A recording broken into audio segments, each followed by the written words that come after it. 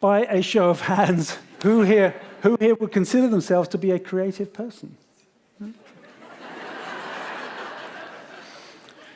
And yet, the vast majority of you didn't put your hands up. It always amazes me when you walk into a room full of adults and ask people to just put their hands up if they think they're creative. How few of you would actually raise your hands? So I tried an experiment at a university a couple of weeks ago. I had about 2,000 students, and all between the ages of 18 and 24.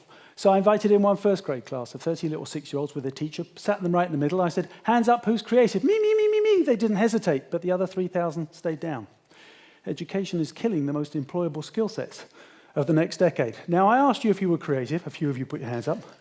But now, hands up who could draw like Pablo Picasso. Any takers? We've got a couple, not many. All right, so you have such little faith in your own creativity. So we're going to try an exercise. I call it Picasso. I'm going to come down here, and you're going to partner with somebody in the audience. You'll need your notepads and your pens. I'm going to partner with this young lady here. What's your name? Jessica, hello, nice to meet you. Jessica and I will be playing together. You'll be playing with the person that you're partnering with. You'll need your pens and your pads. You will look lovingly into each other's eyes. Lovingly, Jessica. You will be looking lovingly into your partner's eyes. You will not once glance down at that notepad. Jessica and I will not once lose eye contact with each other. If she looks down once, I'll bust her ass, and if I look down once, she can bust my ass. You have 20 seconds without once looking down at that piece of paper. Put the pad on your knee so you don't cheat. You have 20 seconds to draw their face. Go. Do not look down. Ba, ba, ba, ba, ba, ba. Lovely hair. Lovely smile.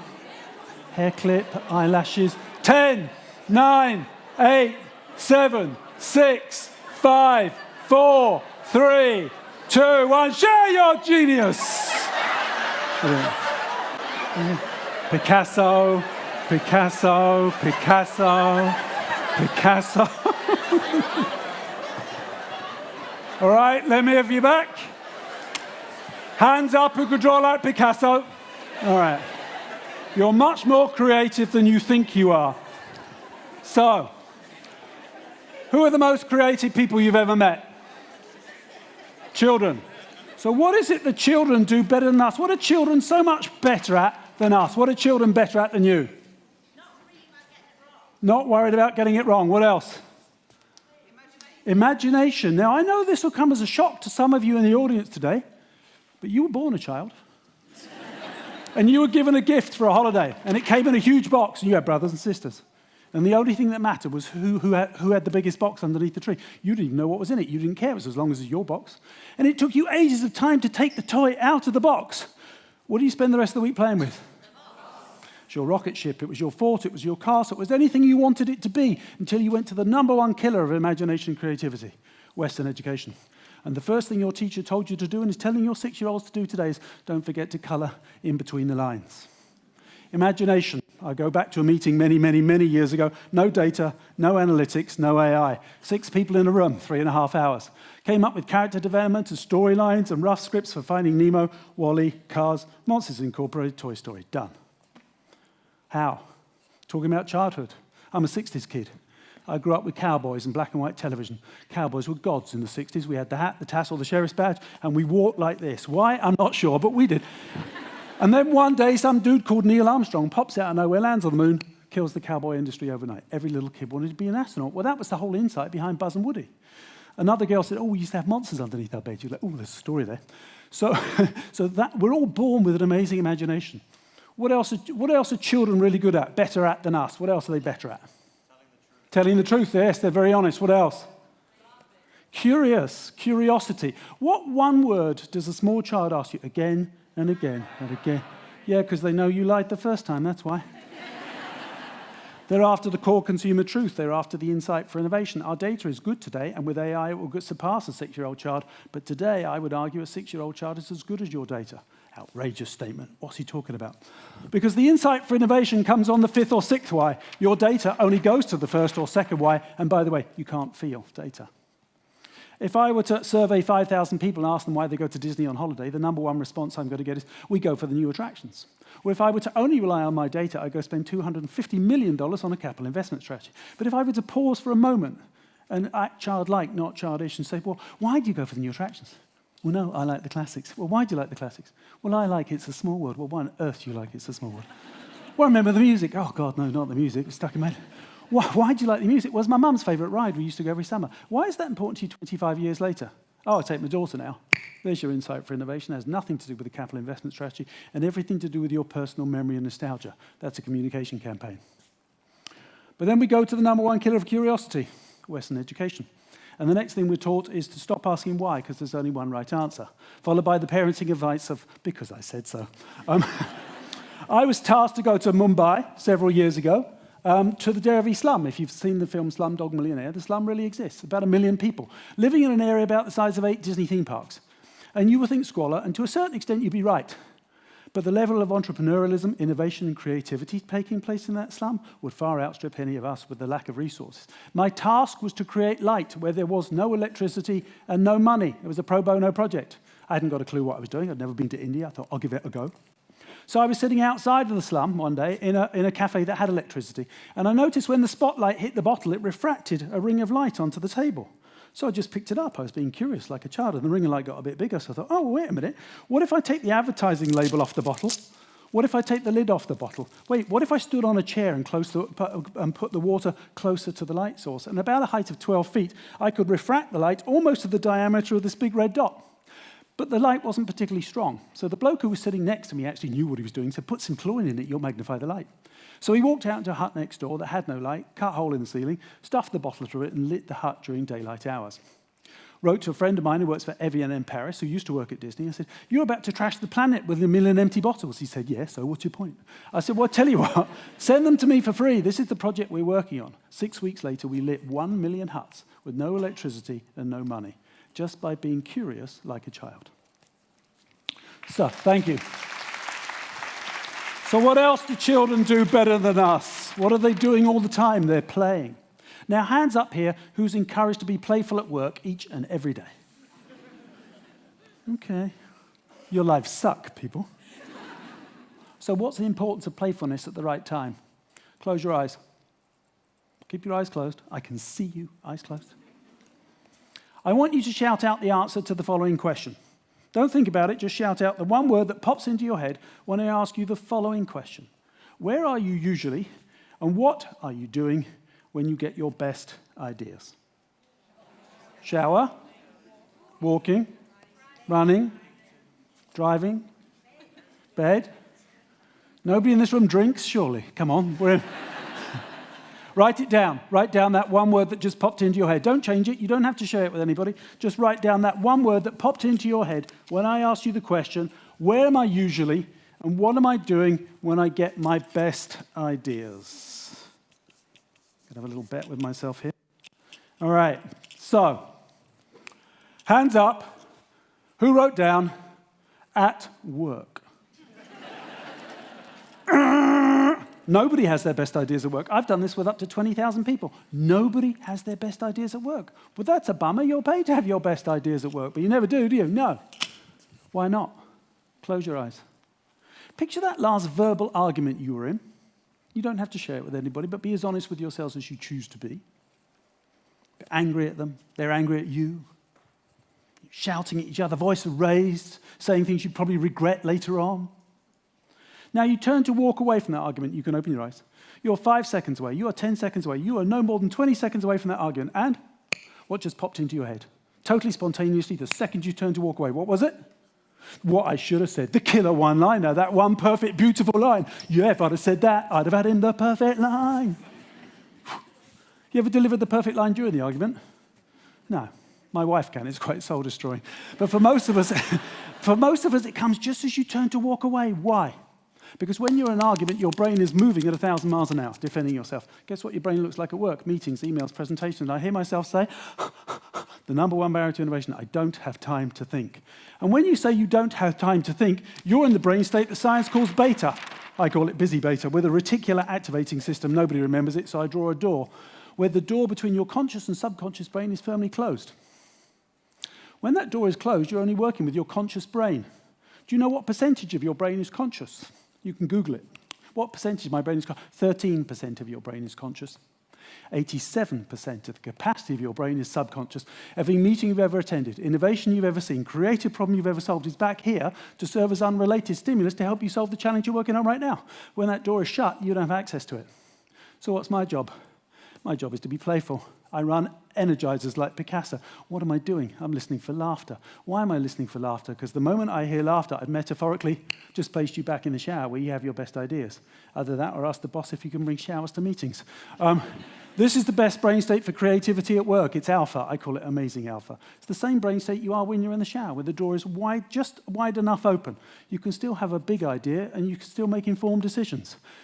I do not expect you to be playful every minute of every day, but I do expect you to be playful when you're trying to develop new ideas. And for those of you who said falling asleep or waking up, that's theta, where the door is even wider open. It was practiced by Thomas Edison. You know the expression, when the penny drops? He used to sit in an armchair at night time with a penny between his knees, a tin tray on the floor. As he would fall asleep, his muscles would relax. The penny would hit the tin tray and it would wake him up. And you may think, and he would write down whatever he was thinking. You may think, well, that's mad. Yeah, but who had over 120 more painted inventions in the 20th century than anybody else? Salvador Dali would fall asleep against his easel. As he fell asleep, he'd fall over. That would wake him up. And he would sketch whatever he was dreaming. Of course, I want to know what he's smoking before he went to bed. But he was not an unsuccessful artist. If you're one of those people who gets your best ideas in bed, keep a notepad by the bed. Far more importantly, when you're working with your colleagues, brief it in a week in advance. Give them time to go to all those places where they are when they have their best ideas. Children, very empathetic, aren't they? Empathy. What's empathy? Empathy is the ability to listen with your heart. Who's really good at it? Storytellers are really good at it. On the opening scene of WALL-E, we see WALL-E. He's on a dusty planet. He's a pretty ugly-looking robot. And he can't speak. He's mute. How can we possibly feel empathy for a mute robot? When in the first minute of the film, we see him go into his little cave of wonders. He looks up at the screen and he sees two people hold hands. We instantly see in his eyes, we hear with our heart that WALL-E desires to be loved. We feel empathy for WALL-E because we desire to be loved. In the film The Incredibles, you see the bad guy syndrome. Nobody likes the villain. He's been trying to kill Mr. and Mrs. Incredible. And yet there's a very poignant moment in the film where he catches up with Mr. Incredible. And you rewind to all those moments in time where he had tried to join the superhero group, but he was rejected. We instantly feel empathy for him because we too have tried to join a social group from which we've been rejected. Durham University, thank you very much. No, I'm just kidding. So, intuition. What is the power of intuition? Now I want 100% honesty from everybody in the room. Don't lie to me. I know if you're lying. Who's ever stared at the back of a head of a total stranger? You think that person looks incredibly hot, and they immediately turn around and stared at you, and you had to look away really quickly. Come on, we've all done it. It's okay. Did you know you have 120 billion neurons in this brain and 120 million neurons in this brain? The brain with which you make a lot of your decisions when you say you went with your gut. So what is the power of intuition in an AI-dominated world? Surely it has no place anymore. We were tasked by Disneyland Paris to get more people to come more often. Our data told us who could afford the brand, who had an affinity to the brand, who'd been shopping online. Our data told us if we build it, they will come. Why? Well, because that's the way you've always done it. We build new attractions, you'll come. But these people were either liars or procrastinators because they hadn't come. So my intuition told me we were missing something. So we went to go off and live with one of 26 different consumers for a day. And here's what we found. Now, can I ask you by a show of hands, hands up here who has children? Bum, bum, bum, bum, bum, bum. Hello, hello. What's your name, sir? I'm Vince. Hello, Vince. Can I hand you the microphone? There we go. Yeah. So can you close your eyes for me, Vince? There's a photograph of your children. It's somewhere in your house, a particular photograph. It's a physical one, not a digital one. It's the one that makes your heart smile every time you think of it. Which room is that photograph in? Front room. Front room. Keep your eyes closed because I want you to picture it. Is it on a wall, on a bookshelf, on a table? Where's the picture? It's on a table, framed. On a table, framed. And can you describe the photograph to us? With difficulty. It's actually when he got married. Oh, okay, all right. And so what's your son's name, if you don't mind my asking? Paul. Paul. And how old was Paul the day he got married? Well, he's now 50. He's now 50, but how old was he when he got married? 30. 30. All right, so the photograph's about 20 years old. Yeah. All right, thank you very much. Give this man a round of applause. Now you close your eyes. Where's your favourite photograph of your children? The favourite one. The one that makes your heart smile every time you think of it. For those of you who don't have children, you close your eyes. Where's that one of you? It's in your parents' house, isn't it? It's at least 20 years old. You look like a real dork. Still there, though, isn't it? You can open your eyes. So I got the same answer when I was living with this lady. I asked her, how old are your children? She goes, they look like they were 4 or 5. She goes, oh, no, love, they're 14 or 15. I thought, oh, why did you pick that one? Why did Vince pick his? Why did you pick the one that you picked? Remember the 7 whys? Why? So the parents told me I was interviewing 26 different mums, but they all talked about 3 moments in time through which a parent and a child must cross. But you both regret it instantly. You both want to step back, but you know it's too late. I know where I was for all 3. I was in Monterrey, Mexico. It was Christmas Eve. James would have been about 10 at the time. He came around the bedroom door, Abuelito's bedroom door. He had on a little navy blue shirt, brown shorts. It was Christmas Eve. He looked straight at his eyes were full of tears, just about to flow. He goes, Papa. I was like, what? He goes, are you Santa Claus? I was like, boof. That hurt. I was going to lie. He said, Mummy said you are. I was like, great, thanks. It wasn't the loss of imagination or creativity that hurt. It was what was behind what he had said that hurt. Was, I'm not your little boy anymore, Daddy. I'm growing up. That hurt. Now, girls, I don't want to call you out, but I will. There isn't a single girl in this room today who remembers where she was that day. I do. Why? I'm a dad, that's why. I was outside Panera, Len's Crafters, Michael's craft store. Tuesday morning, Adriana was 13. She was on my left-hand side. Oh, that's the day she dropped my hand in public for the very first time. It was my left hand she dropped that day. There isn't a single girl in this room who remembers that ever took place. If your dad's still alive, text him. He'll answer you in 0.2 of a second. He'll tell him exactly where you were and which hand you dropped. It's a seminal moment between a father and a daughter. Now, hands up who's got a senior in high school this year? Right, so at some point next year, you're going to have to take them to college, right? Who's got an 11-year-old? Yeah, you have 6 summer holidays left. One day, you'll have to get in the proverbial minivan and take them to college for the very first time. You'll put them in the dorm room, make their beds, make friends with their dorm mates, put posters on the wall. Do we still put posters on the wall, or was that an 80s thing? I had Farrah Fawcett Majors and Starsky and Hutch. I was confused. And then it's time to turn around and say goodbye for the very first time. And you will hug them the hardest you ever have. Smile and tell them just how much you love them. Then you'll walk outside and cry, burst out crying, just like everybody else. Now, we're going in the hypotheses based on data, and data alone was, if we build it, they will come. But by spending a day with our consumer, we realized that there isn't a single mum in this room who woke up this morning worried about whether or not Disneyland's going to open a new attraction this year. But every mum in this room woke up exactly the same way she did every other day, worried about how quickly her children are growing up and how she wants to make special memories for them while they still believe, while they still hold my hand, while they're still here. That's a communication campaign, not a capital investment strategy. So what are these powers, and what place do they have in an artificial intelligence world? Well, I'm working with Google on their DeepMind project. I asked the chief engineer, I said, how am I going to compete with what you're creating? And we had a long conversation about what we believe will be the most employable skill sets for the next 5 to 10 years. What is that secret sauce? The ones which will be the hardest to program or replicate into artificial intelligence. You were born with all of them. You used to play with the box, not the toy. You know when somebody's staring at the back of your head, you used to ask why, and why again. You used to be able to listen with your heart. And we all have an amazing imagination. There'll be people in this room today that imagine England will ever win a World Cup on penalties. It's an incredible imagination. You can dismiss this list because it wasn't relevant for your career. It is now.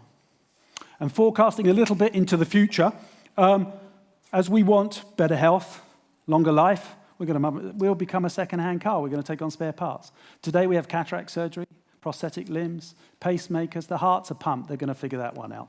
We'll be on our 5th pump. 200 years from now, your grandchildren will have a Neuralink. Singularity is coming. You may be uncomfortable with it, but today, right, you used to remember all your phone numbers of your friends, but today you don't.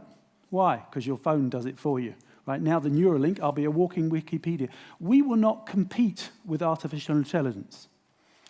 We will take in creativity, intuition, curiosity, empathy, and imagination. AI will bring in its tech and its data and its algorithms. We will become a superhuman race. Thank you very much indeed.